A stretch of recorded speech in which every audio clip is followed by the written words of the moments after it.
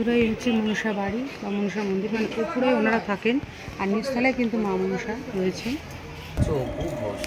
ভক্তরা সবাই ওখানে মা বলে ডাকে আমাকে, যারা মানে যখন এখানে যারা আসে সবাই মা বলেই আমাকে ডাকে।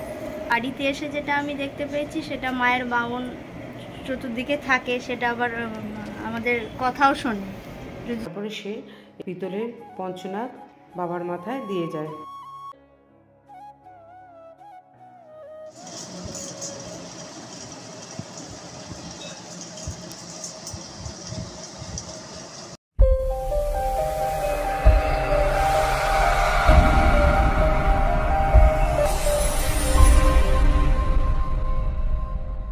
হ্যালো গাইস, আমি file welcome back to my channel কলকাতার ব্লগ।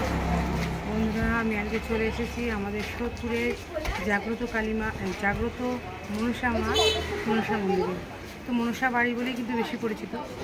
তো এই মন্দিরে আমি চলে এসেছি।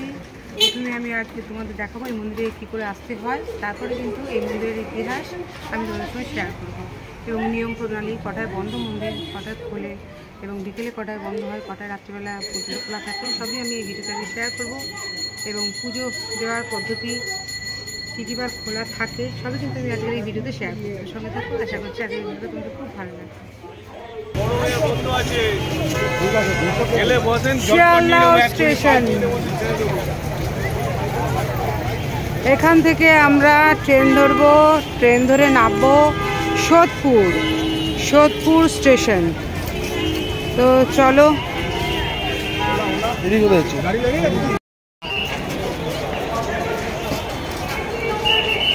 বন্ধুরা, আমরা অনলাইনে শিয়ালদহ টু সোদপুর টিকিট কেটে নিলাম। এই হলো আমাদের টিকিট। বন্ধুরা, এখন আমি শান্তিপুর লোকালে উঠেছি শিয়ালদহ টু নামবো। তো আমি সোদপুরে নামবো। তো শিয়ালদহ থেকে মাত্র 5টা টিকিট পরে সোদপুর স্টেশনে নেবে, তোমাদের সঙ্গে কথা বলবো। বন্ধুরা, দেখতে পাচ্ছি আমি সোদপুর রেলওয়ে স্টেশনে নেমেছি। শিয়ালদহ টু শান্তিপুর লোকাল ধরে আমি সোদপুর রেলওয়ে স্টেশনে নেমেছি আর 1 নম্বর স্টেশনে নেমেছি, দেখতে পাচ্ছ। এবার কিন্তু এই ব্রিজটা করে আমরা যাব 4 নম্বর প্ল্যাটফর্মে, সেখান থেকে কিন্তু নামলেই অটো পাবো। নেমেছি এই ব্রিজটা দিয়ে, কিন্তু আমরা এবারে এলাম 4 নম্বর প্ল্যাটফর্ম, দেখতে পাচ্ছ। এখান থেকে কিন্তু বাইরে বেরোলেই আমরা কদমতলা যাওয়ার অটো পেয়ে যাব বা টোটো পেয়ে যাব। তো চলো, এই 4 নম্বর প্ল্যাটফর্ম দিয়ে দেখতে পাচ্ছ একটা সাবওয়ে আছে বাম দিকে, আর এই ডান দিকে হচ্ছে তোমার অটো ধরার রাস্তা রয়েছে। তো এখান দিয়ে নেবে কিন্তু আমরা অটো বা টোটো পেয়ে যাব কদমতলা যাওয়ার। তো চলো, কত কি ভাড়া নেয় দেখি। বন্ধুরা, এই যে অটো স্ট্যান্ড রয়েছে, দেখতে পাচ্ছ অটো ভর্তি রয়েছে। এখান থেকে আমরা নাটাগড় কদমতলা যাওয়ার অটো ধরছি। এই যে বন্ধুরা, আমরা কিন্তু এখন সোদপুর 4 নম্বর প্ল্যাটফর্ম দিয়ে বেরিয়ে আমরা অটোতে উঠে বসেছি। এই অটো কিন্তু যাবে নাটাগড় কদমতলা, ওখানে কিন্তু নামতে হবে। ওখান থেকে কিন্তু কিছুটা হাঁটলেই আমরা পেয়ে যাব ময়রাপুকুর মনসা বাড়ি। তো মাথা পিছু কিন্তু 12 টাকা করে নিচ্ছে। তো আমরা নাটাগড় কদমতলা নেবে তোমাদের সঙ্গে কথা বলছি।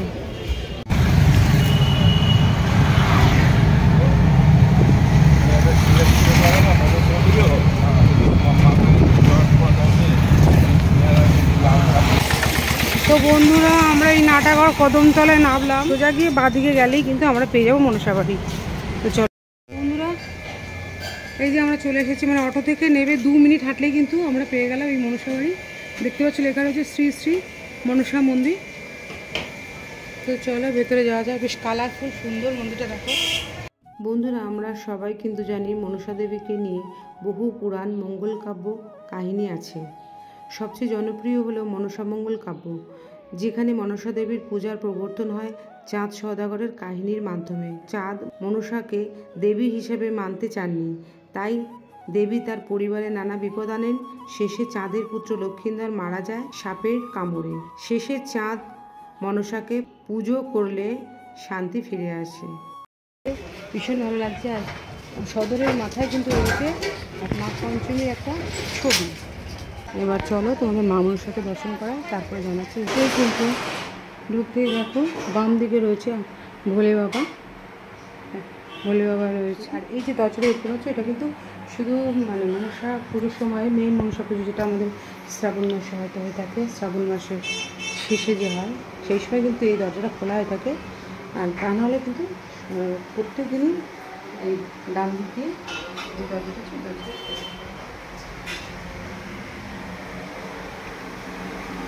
এই যে আমাদের মা মনসা। বন্ধুরা এখন চলো এখানকার বর্তমান পূজারীর সঙ্গে কথা বলে জেনে নিই এই মন্দিরের কিছুটা ইতিহাস। আমার নাম হচ্ছে অপু ঘোষ। ভক্তরা সবাই ওখানে মা বলে ডাকে আমাকে, যারা মানে যখন এখানে যারা আসে সবাই মা বলেই আমাকে ডাকে। আপনি একটু বলুন এই মন্দিরের প্রাচীনতম ইতিহাসটা, মানে কি করে পেলেন মাকে? মানে মন্দিরের বয়স এই 2025-এ এখন 25 বছর হলো। আমি মাকে পেয়েছি 8 বছর বয়সে। তারপর থেকে তো তখন আমি স্কুলে পড়তাম বা অতটা বুঝতাম না যে এই আধ্যাত্মিকতা বা কিছু। তখন এই খেলার ছলে আর কি নিজের হাতে মাটি দিয়ে যে বাবা মহাদেব, এই বগলা মূর্তি আমার হাতে, মায়ের এই অষ্টনাগও আমার হাতেই তৈরি, মাটির তৈরি। আর মায়ের তো বিগ্রহ প্রস্তর মূর্তি, তো পাথরে, মহাকালীরও পাথরে। এগুলো ধীরে ধীরে হয়েছে। যেমন এই বছর এক ভক্ত যে মানসিক ছিল, সেই মায়ের এই চালিটা বা দিল রূপোর চালচিত্রটা তৈরি করে। এরমভাবেই মানে হয়েছে আর কি। আমি যখন ওই মোটামুটি 12-13 বছর বয়স, তখন থেকে আর কি লোককে মায়ের আদেশে জিনিস দেওয়া শুরু করি। মা যা বলতো ফুল জল, তাতেই মানে লোকের ফল হয়েছে, প্রচুর লোকের ফল হয়েছে, প্রচুর লোকের সন্তান হয়েছে, বাড়ি ঘর, এরকম যা যা কাজ, কোনো খারাপের কাজ এখান দিয়ে আমরা করি না বা হয়ও না। প্রত্যেকে মা আমাকে স্বপ্নে বা আমাদের বাড়ির লোককেও স্বপ্নে দেখাতো। আর সবসময় এরকম পায়ে তোরা আওয়াজ হতো সবসময়, মানে উপর থেকে। আমি তো শুতে পারতাম না, আমি একটু শুলাম, হয়তো ওই মোড়ের মাথা থেকে দৌড়ে দৌড়ে পায়ের তোরা পরে কেউ এগিয়ে আসতো। এত ঝমঝম করে আওয়াজ হতো, আমি খুব ভয় পেতাম, মানে আমি বলছি আমার গায়ে তাও কাটা দিয়ে দিচ্ছে, এত আওয়াজ হতো। তারপর আমার এক ভক্ত, তখন নতুন মন্দির, তখন আর সত্যি কথা বলতে আমার যখন মন্দির হয়েছে তখন এসব ফোন টিভি এসব কিছুই ছিল না, সবই মায়ের লোকের মুখে প্রচার। মানে আপনি এসছেন, উপকার পেয়েছেন, একজনকে বলেছেন, এইভাবেই প্রচার হয়েছে। এখন তো সব ফোনে হয়।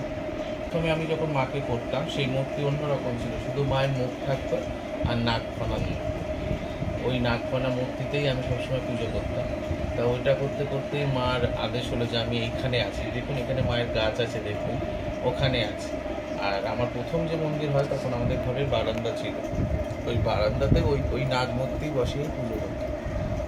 তা নানা রকম অলৌকিকতা দেখতে পারতাম মায়ের ঘটের থেকে, কখনো আলো হচ্ছে, এগুলো নানা রকম ছোটোবেলায় দেখতাম, বুঝতাম না, অনেক জ্যোতি আসতো, সব দেখতাম। মায়ের আবার মাটির কোনো জিনিস হয় না, মানে মাটির ঘট বা কিছু, তখন তো আবার সামর্থ্যই নেই যে আমি পিতলের তামার ঘট বসাবো, এখন তো একের অধিক জিনিস। তা ওই ছোট একটা এরকম 15 টাকা দিয়ে পিতলের ঘট বসিয়েছিলাম মায়ের। তা ওই বসিয়ে ওর উপরেই পুজো করতে করতে, মানে মাটি দিয়ে যখনই কিছু করতে সেটা ভেঙে যেত কি ফুটো হয়ে যেত।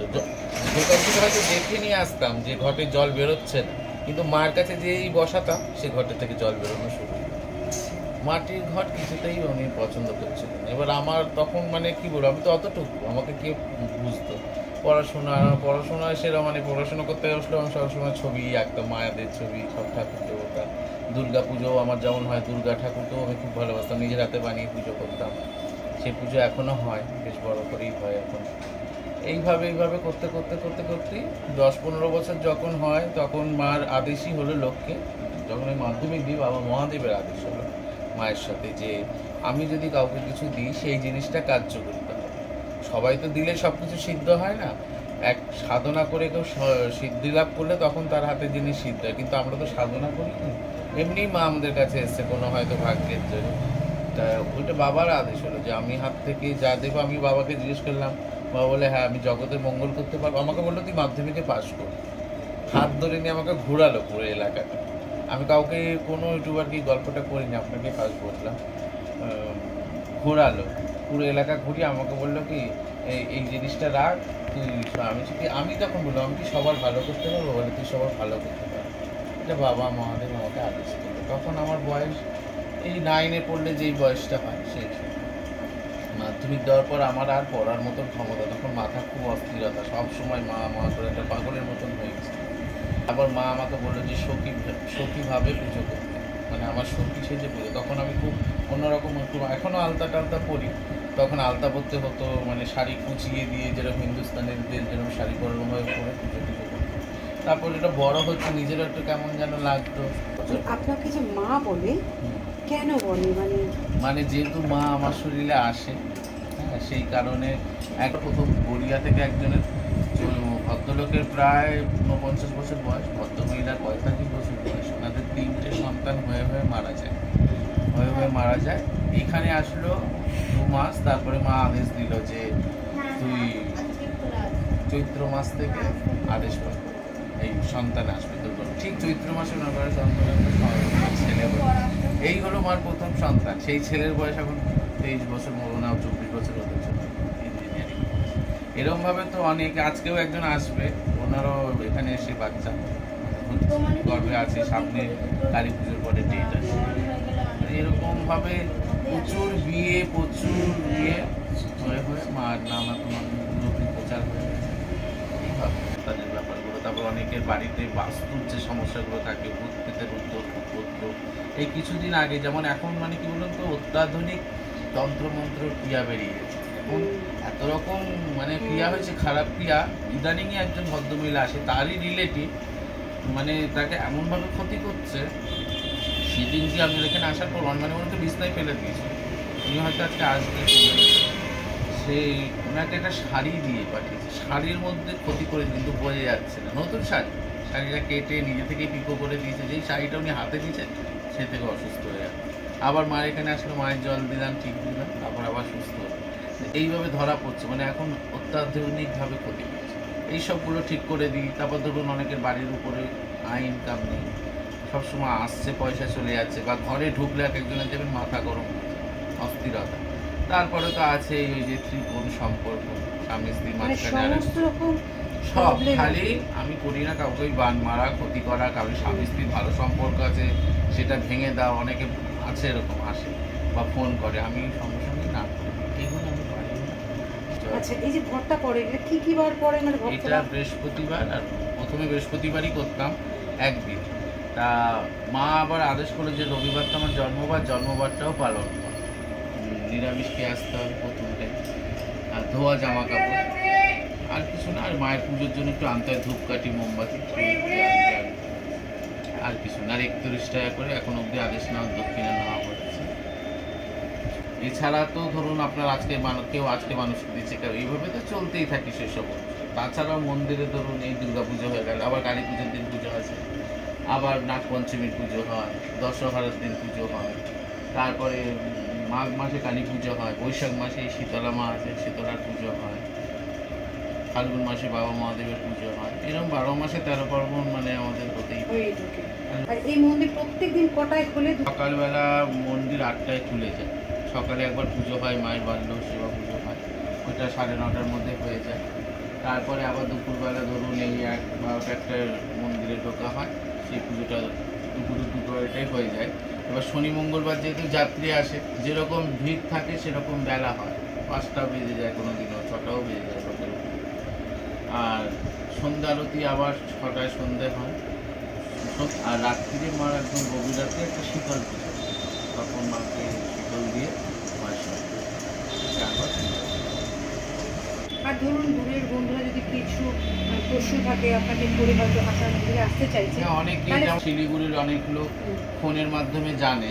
ফোন নাম্বারটা তাহলে দিয়ে দিন, দূরের বন্ধুরা ফোন করে। 9477 528 44466। Thank you. মা মনসার গাছ, এখানেই কিন্তু উনি প্রথম মানে মাকে পেয়েছিলেন। আচ্ছা, প্রায় 35 বছরের গাছ এই মামসা গাছটা বিশাল। দেখো, আমি কিন্তু মামসা গাছ ছোট দেখেছি সবসময়, এই প্রথম আমি এত বড় গাছ কোথাও, এত বড় মামসার গাছ আমি প্রথম দেখছি। এখানে কিন্তু মাকে প্রথম উনি পেয়েছিলেন, তাই তো? হ্যাঁ, ওই যে শিখরটা দেখুন নাগের মতো, শিখরটা এই যে এত বড় গাছের শিখর, এই শিখরটাই নাগের মতো। এখানেই প্রথমে মা এসেছিল, এখান থেকেই পুজো শুরু হয়। এখান থেকে আস্তে আস্তে হতে হতে তারপর মায়ের ছোট মন্দির, তারপর এখন যে মন্দির দেখলেন ওইটা। ঠাকুমা সাই বলি, হ্যাঁ ওনার স্ত্রী। তো তোমার জীবনে কিছু একটা ঘটেছে, অলৌকিক মায়ের কিছু লীলা শেয়ার করো ভক্তদের। এখানে মায়ের বাড়িতে এসে যেটা আমি দেখতে পেয়েছি, সেটা মায়ের বামন চতুর্দিকে থাকে, সেটা আবার আমাদের কথাও শোনে, যদি চলে যেতে বলা হয় চলে যায়, এইরকম থাকে। তাছাড়া এমনি আমার অলৌকিকের মধ্যে বলতে মায়ের মন্দিরে মায়ের যে আছে সেই অনুভব পাওয়া যায়, বা পায়ের যে নুপুরের আওয়াজ এক এক সময় সেই পায়ের আওয়াজ পাওয়া যায়, এইগুলো হচ্ছে অনুভব। এই কয়েক বছরের মধ্যে আমি যেইটুকুনি মায়ের কাছে এসে মায়ের সাথে সাথে থেকে মন্দিরের কাজে থেকে যেইটুকুনি বুঝেছি, মা আছেন। হ্যাঁ, মা একদম জীবন্ত, যে সেটা প্রমাণ পাওয়া যায়। যারা যারা আসে, যাদের যা সমস্যা নিয়ে আসে, তাদের কয়েকদিনের মধ্যেই সেই সমস্যা মিটে যায়। সব রকম সমস্যাই এখানে মায়ের কাছে আসলে তার সমাধান মেলে। বিশ্বাস নিয়ে, ভক্তি নিয়ে মায়ের কাছে আসতে হবে, তাহলে ভক্তিটুকু আর বিশ্বাসটুকু থাকলে মায়ের কাছে এসে 10 দিনে হোক বা 1 মাসের মধ্যে হলেও তার কাজ নিশ্চয়ই হবে। বন্ধুরা, এই যে কোষ্ঠীপাত্রের শিবলিঙ্গ দেখতে পাচ্ছ, এই শিবলিঙ্গের মাথায় দেখো একটা পিতলের পঞ্চনাগ রয়েছে। তো এটি কিন্তু এক ভক্ত বহু বছর তার সন্তান হচ্ছে না, তখন কিন্তু এই মায়ের মন্দিরে এসে মানসিক করার পর কিন্তু তার সন্তান হয়। তারপরে সে পিতলের পঞ্চনাগ বাবার মাথায় দিয়ে যায়। বন্ধুরা, এখন কিন্তু মাকে সাজানো হচ্ছে, তো এরপরে কিন্তু মায়ের পুজো হবে।